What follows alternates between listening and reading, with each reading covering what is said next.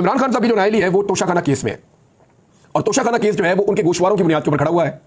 और गोशवारे जो है वो इलेक्शन कमीशन ऑफ पाकिस्तान ने उसकी बुनियाद पे इमरान खान साहब को सेक्शन 137 को इस्तेमाल करते हुए नाअहल कर दिया था। लेकिन इमरान खान साहब नाअहल हो नहीं सकते क्योंकि 120 दिन की टाइम लिमिट गुजर चुकी थी। अब ये जो मामला है ये ले जाया गया था लाहौर हाईकोर्ट में। लाहौर हाईकोर्ट में एक बेंच इस मामले को सुन रहा था जिसकी सरबराही जस्टिस शाहिद बिलाल हसन साहब कर रहे थे।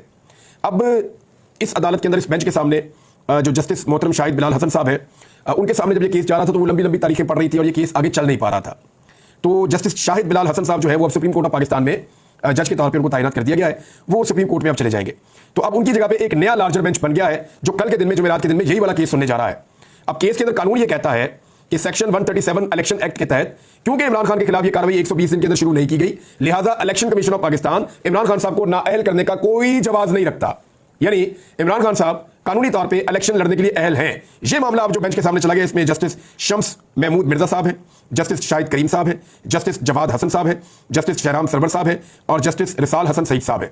ये जुमेरात को लगने जा रहा है। अली जफर साहब यहाँ पे वकील हैं और मामला यह है कि इमरान खान साहब की नाअहली के खत्म होने के इम्कानात हैं क्योंकि इस्तगासा 120 दिन के अंदर करना होता है। अगर 120 दिन के बाद ये केस बनाया जाए तो उसकी कोई कानूनी हैसियत नहीं होती। इमरान खान साहब के मामले में ये केस 200-300 दिनों के बाद बल्कि इससे भी ज्यादा दिनों के बाद बनाया गया है, लिहाजा उनके गोशवारों की बुनियाद के ऊपर बनाया जाने वाला ये केस उड़ जाएगा। इस सूरत में इमरान खान साहब की जो उस वक्त गिरफ्तारी हुई थी उसके ऊपर भी बहुत बड़ा क्वेश्चन मार्क लग जाएगा और साथ ही साथ इमरान खान साहब की नाअहली खत्म हो जाएगी। अब देखना यह पाकिस्तान तहरीक इंसाफ के वकील इस केस को कैसे लड़ते हैं। भारत कानून इसमें बड़ा क्लियर है क्योंकि अब जस्टिस शाहिद बिलाल हसन साहब मौजूद नहीं लाहौर हाई कोर्ट में, वो सुप्रीम कोर्ट में जा रहे हैं, तो इसलिए अब ये केस आगे बढ़ेगा और तेजी से इसका फैसला भी हो सकता है।